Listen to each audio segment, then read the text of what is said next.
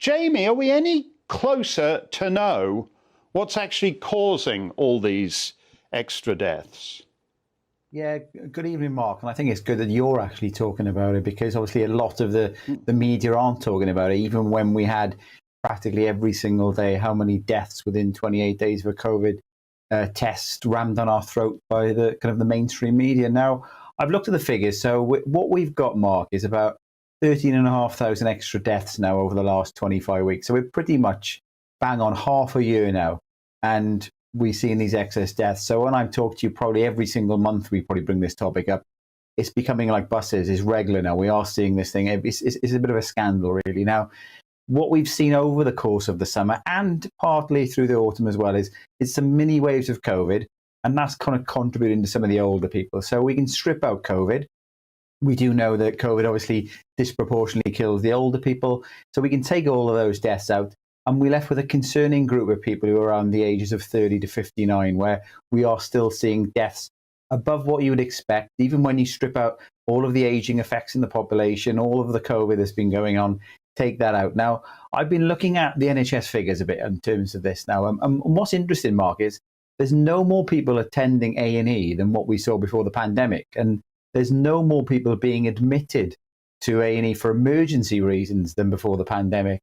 And then you start looking at the waiting lists, and that starts giving you a bit of an interesting picture there, because before the pandemic, people who were waiting for a heart procedure, it was never zero, but it was close to zero. But now we're seeing around 5,000 patients waiting for a heart procedure. And if more and more people are dying of heart issues, which is what we're seeing, and we're not seeing more of them turning up at A&E or being admitted, my concern, Mark, is how many people are perhaps dying with not getting any treatment whatsoever because the NHS closed down because of the COVID pandemic.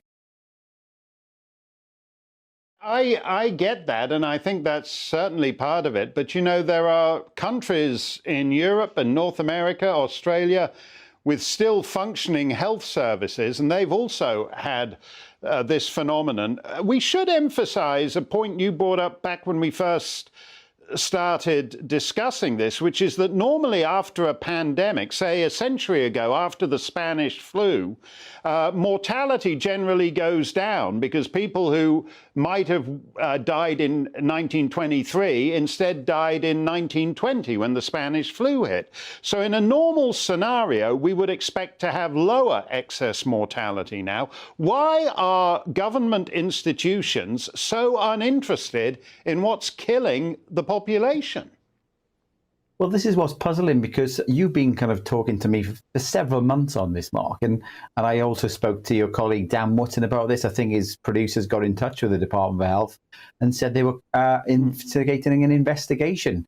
Well, this is happening every single week, and I've heard absolutely nothing from the Department of Health on this, as if like Steve Barclay is not even looking at it. This is the type of thing that there should be an investigation. Now, there could be a multitude of different reasons, but even if it was a case that the NHS isn't treating people or getting to see people, we do know that even if you do get to the hospital now, Mark, we talk about perhaps people who are dying not even getting there. If you do get there, the chances of seeing somebody is pretty slim in terms of getting a timely investigation of yourself.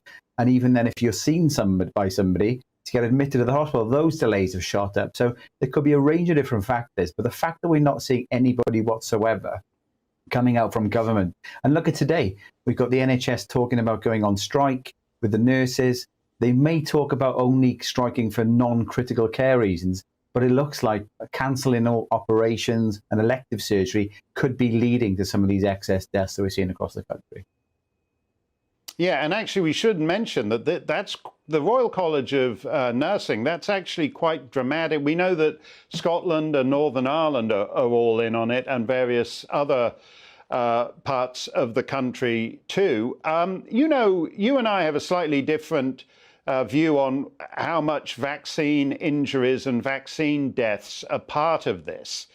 But there must be ultimately a political reason why the Department of Health has nothing to say about this. And my concern, regardless of how many people you think are dead of the Pfizer and the AstraZeneca or whatnot, is that out of some political calculation, the Department of Health is figuring it's not in its interest to even recognize that excess deaths are an issue here.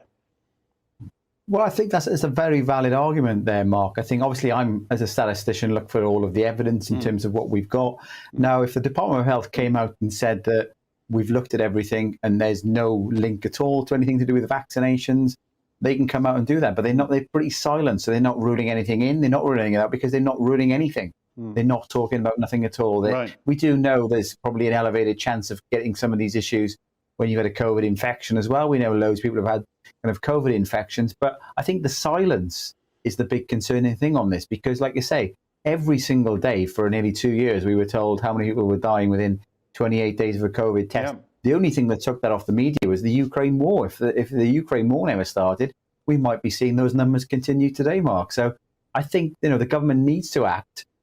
We do know there's an issue here. You can't shy away from it. I can guarantee, Mark, we're going to be in about a month's time, coming up to Christmas, we'll have another 4 weeks worth of data, and we'll probably be talking about exactly the same thing. So my challenge to government is, you've got 4 weeks, let's get an answer before Christmas.